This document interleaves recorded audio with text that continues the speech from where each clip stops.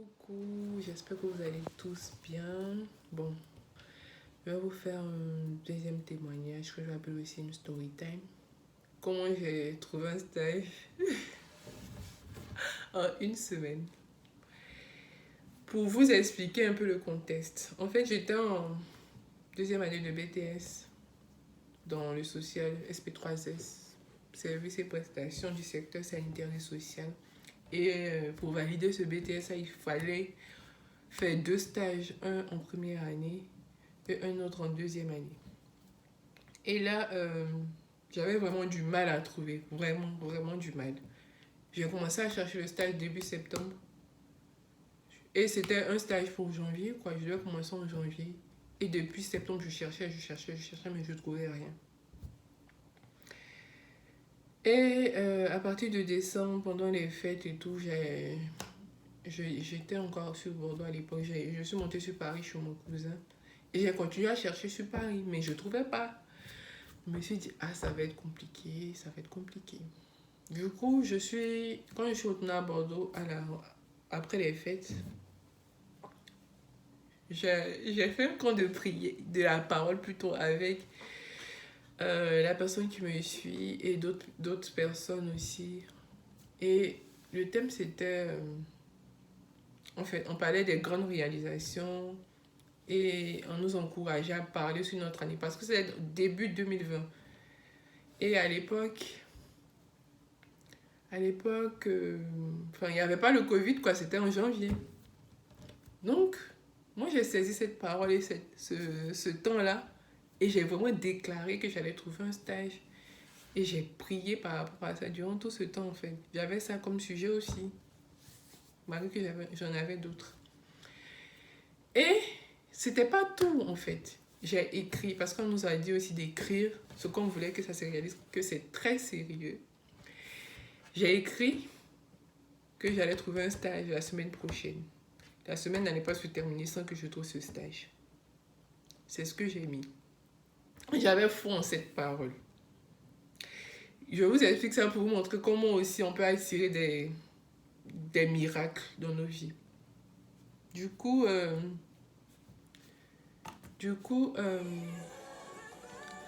quand j'ai fini d'écrire ça, je suis rentrée chez moi et à partir de lundi, j'ai recommencé mes recherches. Parce que c'était la dernière semaine où je devais trouver un stage, quoi.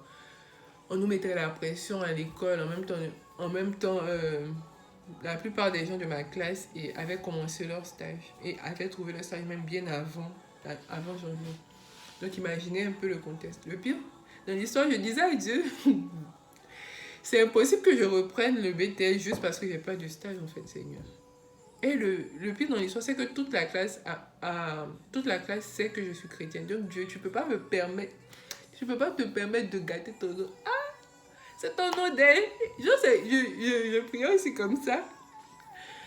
Et je me disais que non, c'était pas possible en fait que la chrétienne de la classe n'ait pas de stage, quoi. Quel témoignage je vais laisser dans cette classe, quel témoignage je vais laisser dans cette école et tout. Du coup, j'ai commencé à prier, à parler à Dieu. Non, Seigneur, vraiment, j'ai besoin de ton aide. Je dois trouver ce stage et tout.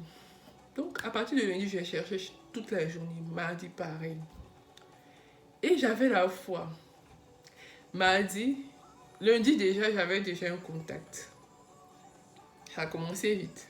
J'ai déposé, lundi, j'ai un contact. Donc, la personne m'a dit qu'elle allait regarder.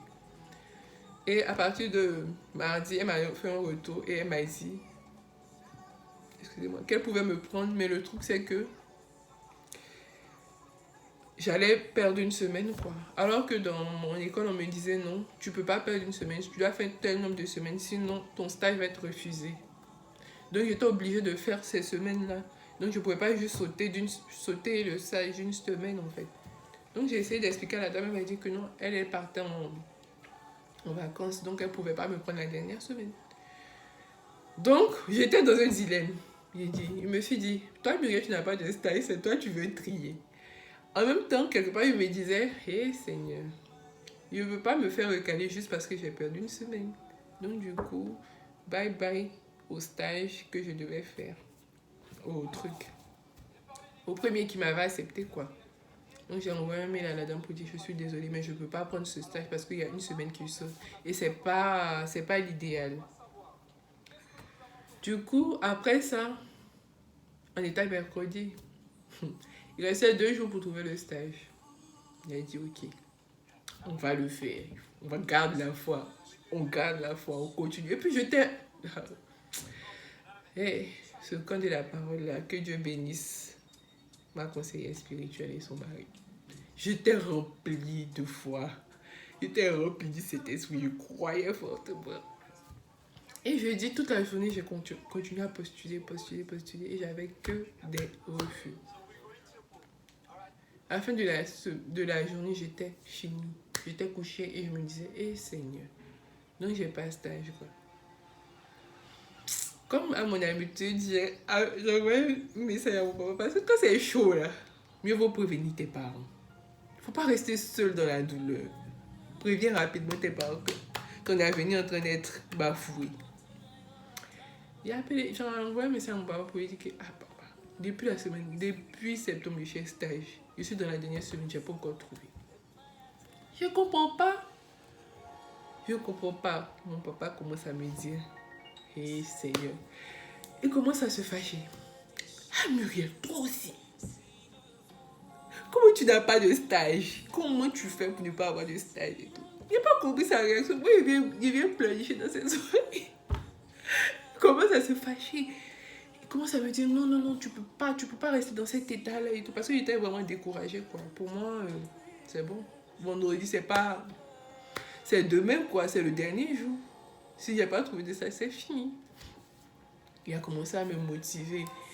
Il a commencé à me parler avec un ton tellement fort que je me suis dit, il m'a dit non, demain tu sors aller chercher ce stage à Muriel. Tu vas pas t'asseoir là et attendre que... Non, tu sors demain, tu vas aller chercher ce stage. Si tu dois faire tout Bordeaux, tu vas faire tout Bordeaux. Va chercher ce stage. Je refuse que tu t'asseyes pour attendre et tout. Que je déclare que d'ailleurs, demain tu vas trouver le stage. Il dit, amen, amen. Mais il était étonné. Il a fait comme monsieur, hein. On a raccroché et tout. Après, le lendemain, il a fait comme mon père m'a dit. Déjà, il m'avait dit d'aller déposer ça dans une association. Et je suis allée. J'arrive. L'association est fermée. Je me suis dit non. C'était mon dernier espoir. Comment ça se fait que cette association soit fermée? Du coup, j'ai mis mon CV quand même dans la boîte aux lettres et je suis partie. En marchant, je me suis souvenu qu'une fois j'étais passée dans la zone et j'avais vu un truc, une entreprise d'aide à domicile. Parce que moi je suis dans le social, donc tout ça c'est vraiment un domaine où on peut travailler. Et je suis rentrée là-bas, j'ai commencé à... Dès que je suis rentrée, il y avait une dame qui m'a accueillie, elle était toute souriante. Je commençais à lui expliquer le truc, que je cherche un stage depuis septembre, que je suis motivée. J'avais besoin de ce stage cette semaine et tout. Je lui ai tout dit. Après lui avoir expliqué les choses, elle m'a dit attendez, asseyez-vous. Le directeur est en train de discuter avec quelqu'un. Quand il va finir, il va vous parler. Je me suis assise, j'ai attendu. J'ai fait un entretien ce même jour-là avec le directeur. Il a commencé à me poser des questions et tout. Par rapport à mon parcours, par rapport à mes projets futurs et tout. Et après ça, ils m'ont dit qu'ils allaient me rappeler. Du coup, je suis partie. Et en rentrant, je pensais à ça, quoi. J'étais pas très loin de chez moi et ils m'ont rappelé, ils m'ont demandé si je peux revenir pour un entretien, un vrai entretien en fait, pour qu'on me prenne en stage, quoi. Et aussi, avant de partir même, je me suis dit, mais attends, aujourd'hui je vais faire un vrai entretien. Genre, l'entretien que j'avais fait avec le monsieur, c'était vite fait. Et quand je suis revenue discuter avec lui, il m'a posé plein de questions. C'était tellement long. Je me suis dit, hé Dieu, ça là même, il va me dire quoi? Il va me dire, il ne me prend pas. Parce que de la manière, il m'a posé tellement de questions. Et je me suis dit, non, c'est mort en fait, c'est vraiment mort. Quand il partait et tout, Et à la fin de l'entretien, ils m'ont pris mes conventions et j'ai eu mon stage. Après, ils m'ont expliqué qu'ils n'avaient pas pris de stagiaire. Ils n'avaient jamais pris de stagiaire, que c'était la première fois. Et qu'ils souhaitaient m'offrir un poste après mon stage. Je me suis dit, ah ouais?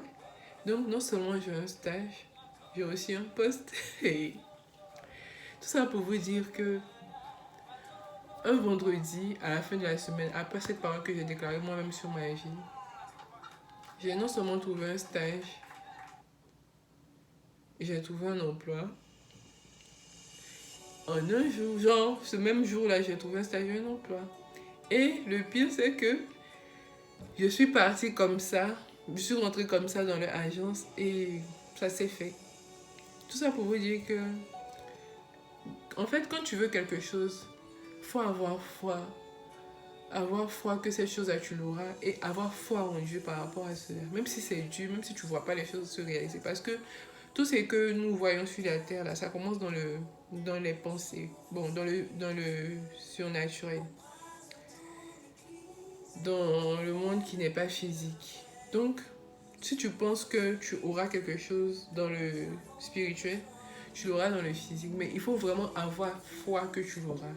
C'est ça le truc en fait. Tu dois vraiment avoir la foi que ça va se réaliser. Si tu n'as pas la foi, ça ne va pas se faire. Donc, continuez à garder cette foi-là. Si vous voulez que quelque chose se réalise, gardez la foi fortement et faites le maximum. Faites tout ce qui est à votre pouvoir pour pouvoir avoir cette chose-là. Voilà, c'était ça quoi. Je voulais juste vous parler de ce témoignage qui m'est arrivé en début d'année avant le Covid. La main de Dieu dans mes études. J'ai réussi mon BTS, j'ai validé mon BTS. J'ai validé même avec le stage, là. J'ai eu une très bonne note. Je me suis dit, ouais. En fait, Dieu dirige toutes choses, quoi. Il faut juste lui faire confiance et continuer à avancer. Voilà. Merci beaucoup de m'avoir écouté. J'espère que ce témoignage vous a fait du bien et que Dieu vous bénisse. Bye bye.